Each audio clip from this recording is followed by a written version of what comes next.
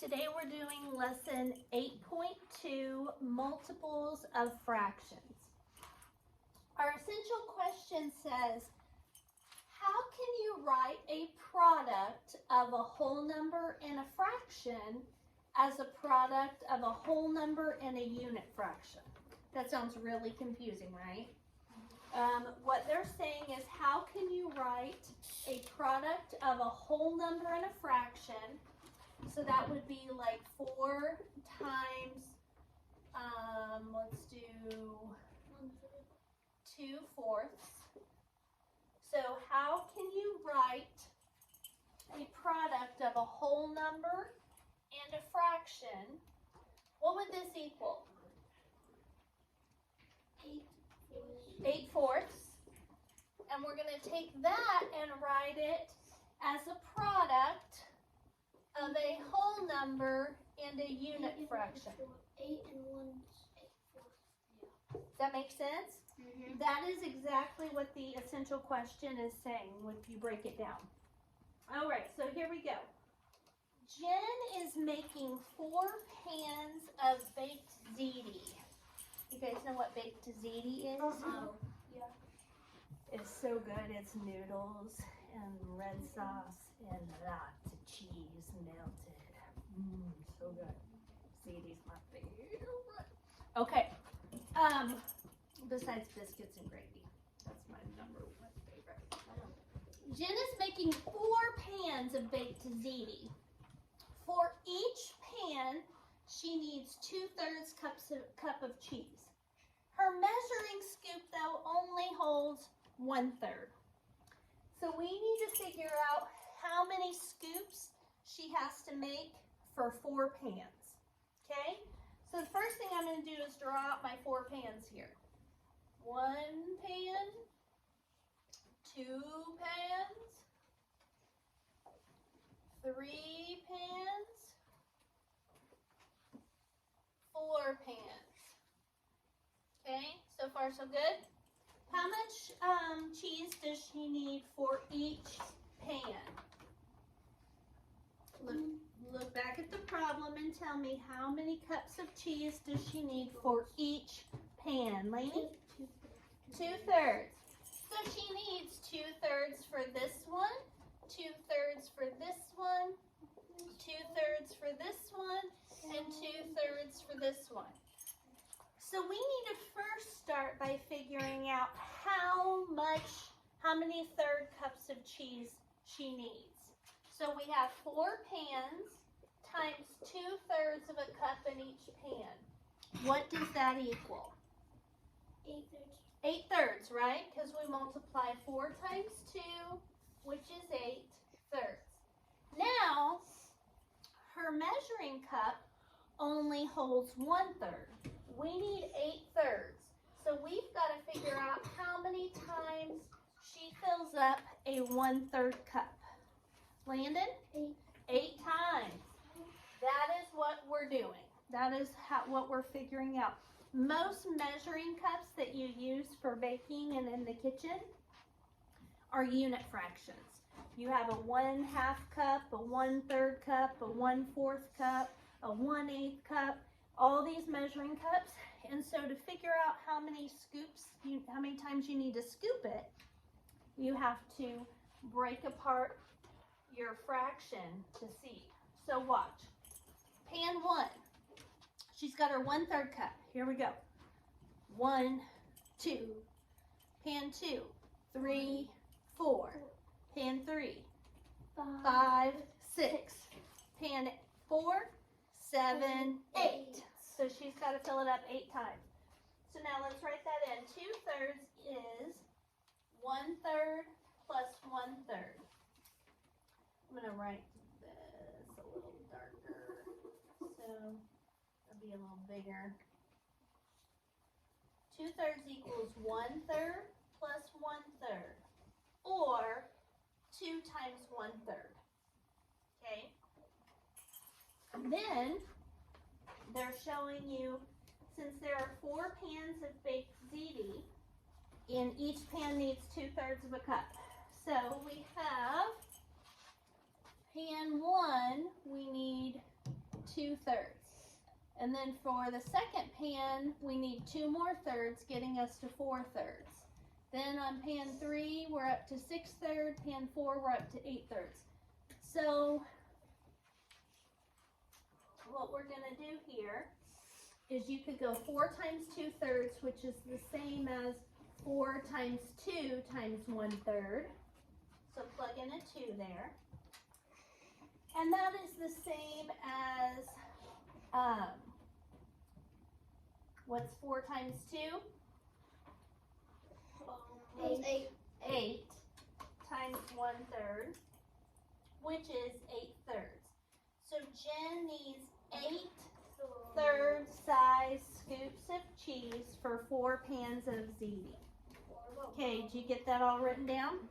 Okay, next it says, what if Jen decides to make 10 pans of ziti? Describe the pattern you could use to find the number of scoops of cheese she would need.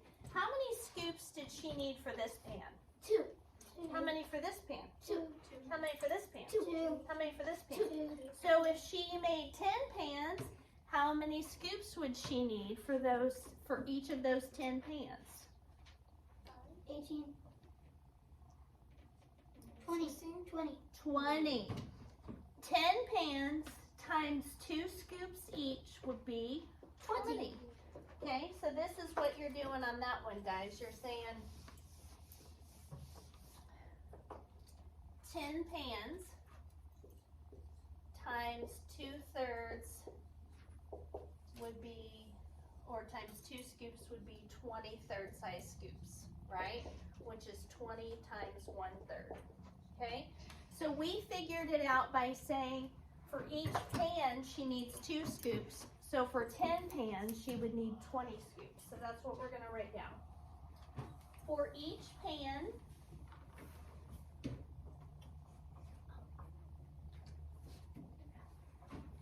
she needs 2 scoops.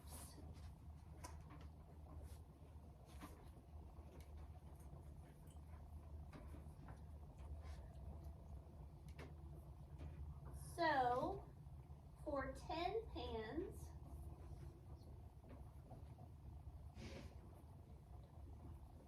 she needs 20 scoops.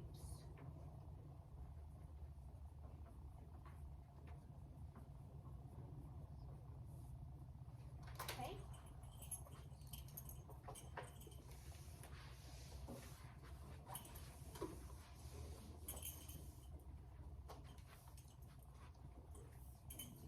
Okay, after you get that copy, turn to the next page.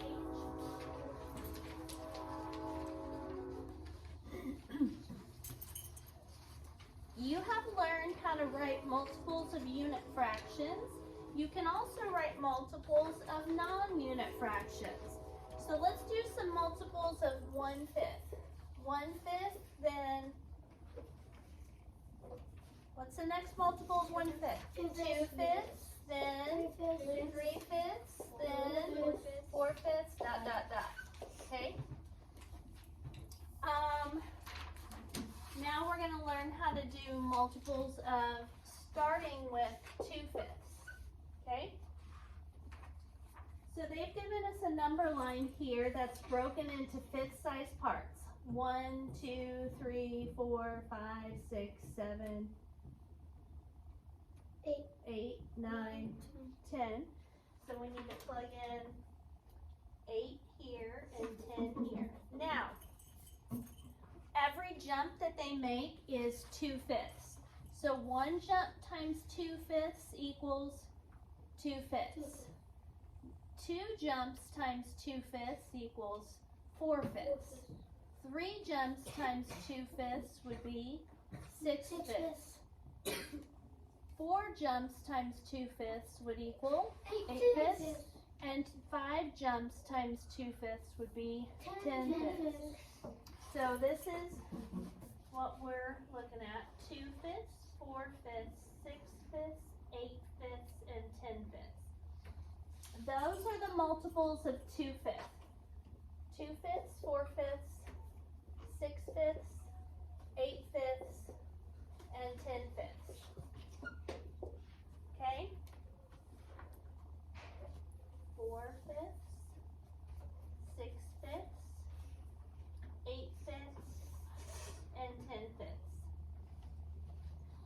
notice about the denominators?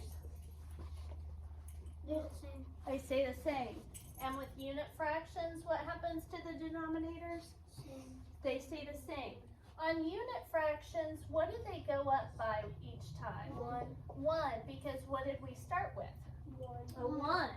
On non-unit fractions, on this particular one, what's it going up by 2. each time?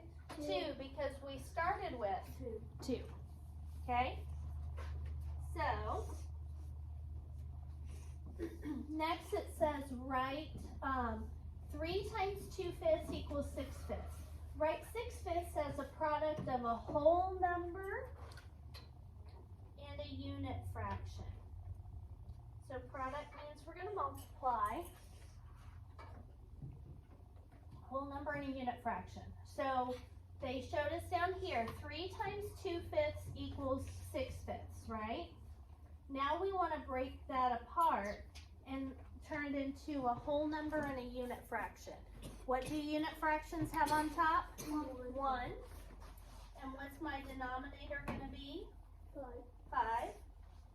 And what's my whole number going to be? 6. Okay, you see that? We turn 6/5 into 6 times 1/5.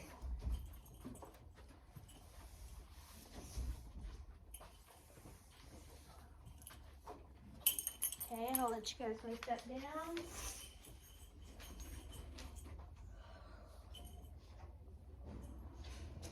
key does work now. What? The key does work now. It wasn't working. It wasn't working. I just used it earlier. The AC one works. Yeah, I've got to get my teeth, but actually, Yeah, the badge doesn't work yet. The key, I used it at recess twice. So, okay. All right.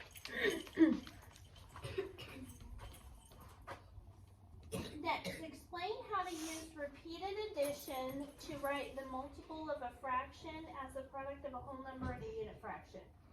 So I'm going to pull this up so you guys can copy this down.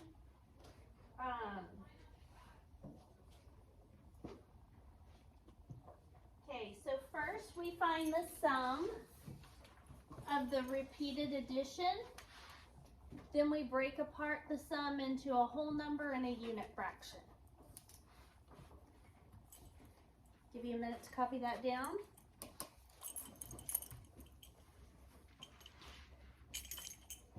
First, we find the sum of the repeated addition. Then we break apart the sum into a whole number and a unit fraction.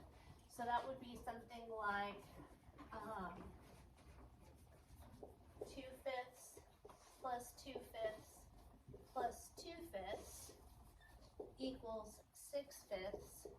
You break that apart into 6 times 1/5. So that's how we can use repeated addition to write the multiple of a fraction as the product of a whole number and a unit fraction.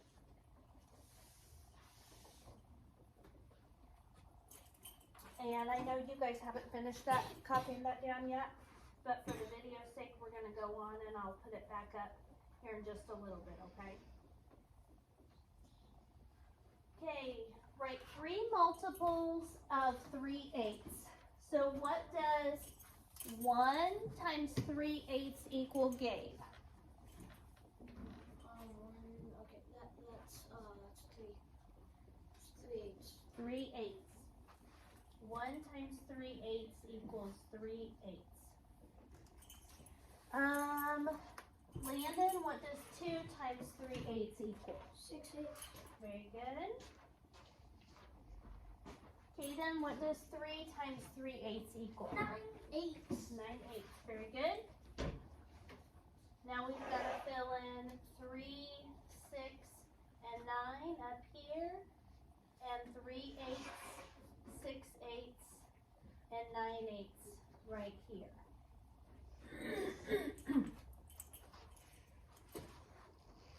So 3/8, 6/8, 9/8, 3, 6, 9, 3/8, 6/8, 9/8. Okay? Turn the page. Okay, so the next 4 problems is going to be exactly like the assignment that you're doing today. Okay, so you need to turn back in the middle. It's page 3 that we're on, right here. Okay, list the next 4 multiples of the fraction. So we're doing multiples. Honey, it's the same thing that you wrote right here. 3 8 6 8 9 8. 3 8 6 8 9 8. So look, guys. What's gonna happen? What's our denominator gonna be, Lainey, on all of those? 6. Very good. So I'm gonna write a 6 on the bottom. Write this down. A 6 on the bottom. A 6 on the bottom, and a 6 on the bottom. What are our numerators going to be? We start with 3. What comes next, Emily? 4.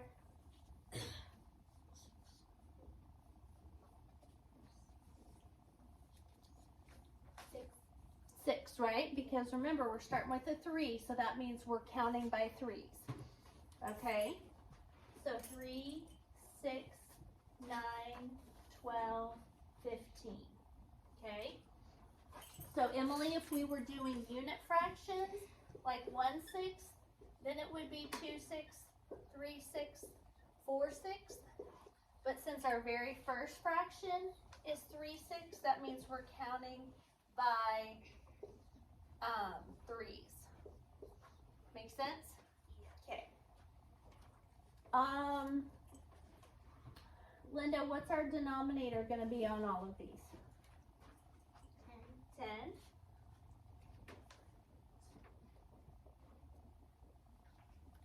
And Lainey, what are our numerators going to be? What's next? 4, 8, 6, 8, 10. There you go. We're counting by 2s. 2, 4, 6, 8, 10. Okay? On the next 2, I want you to pay close attention to how I write this, because in the last 2 classes, multiple people have forgotten an equal sign and a times sign. First, we're doing 3 jumps at 3/4 each. Gabe, you need to come sit down. 3/4, 6/4, 9/4. So 3 times 3 is what? 3 times 3. 9/4. Now, what do the directions say? Write the product, which is 9/4, the answer to a multiplication problem. Write 9/4 as the product of a whole number and a unit fraction. So that means 9/4 equals something times a fraction with 1 on top. What's our denominator going to be, Gabe? 4, And what's our whole number going to be? 9. Very good. Okay. Next we're doing 2 jumps at 4/6 each. So 4/6, 8/6. And that makes sense because what's 2 times 4? 8/6, right? And now we're going to break 8/6 apart into a whole number times a unit fraction. Lainey, what's our denominator going to be? Our denominator is going to be 6. And Linda, what's our whole number going to be? Very good. Okay, do you guys see how those work? Yes. We're going to do number 10 and 11 together. And then I'm going to have you guys try some. Let's see where we're at. Okay, so are 6/10 and 6/30 multiples of 3/10? So if we're doing multiples of 3/10, we would start with 1 times 3/10 equals what? Shout it out. 1 times 3/10. 3/10. What would 2 times 3/10 equal? 6 10. 6/10, right? So we have our first answer. Is 6/10 a multiple of 3/10? Yes. Yes. What about 6/30? No. Why not, Lee? Because the 30 isn't 10. and We have a different, that's got the wrong denominator, right? Okay, so this is what I'm going to have you write down. 6/10 is a multiple of 3/10, but 6/30 is not, because it has the wrong denominator.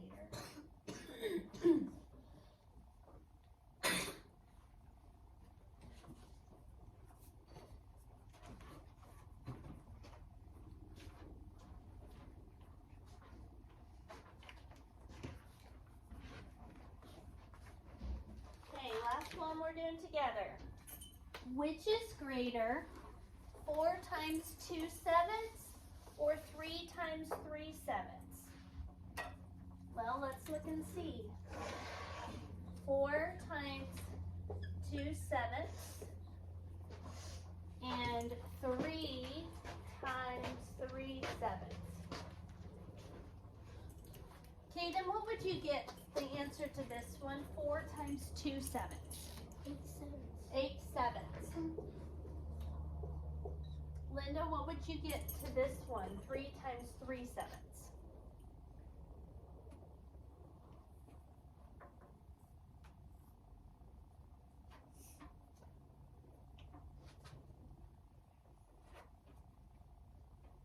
How do you do it?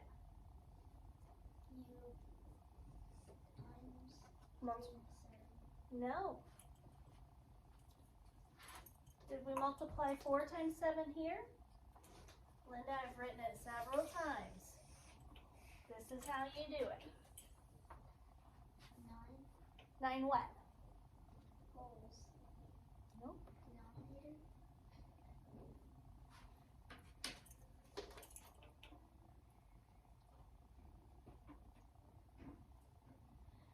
We took 4 wholes and multiplied it by 2/7. That's the same as 2/7 plus 2/7 plus 2/7 plus 2/7, right? 9/7. This would be 9/7, okay? Because, Linda, what it is it's saying 3/7 plus 3/7 plus 3/7. When we add fractions, what happens to our denominator? It stays the same. And the numerator, we go 3, 6, 9. So 9/7 is our answer. So this one we have 8/7. This one we have 9/7. Which is greater? 9/7. Which is greater? 3 times 3/7 is greater, because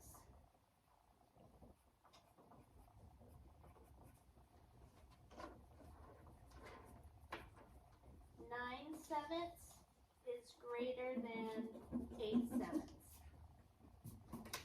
Okay, I want you guys to finish this entire page, which are problems 6, 7, 8, and 9. And then raise your hand and I'll come check it, and then you can do the back.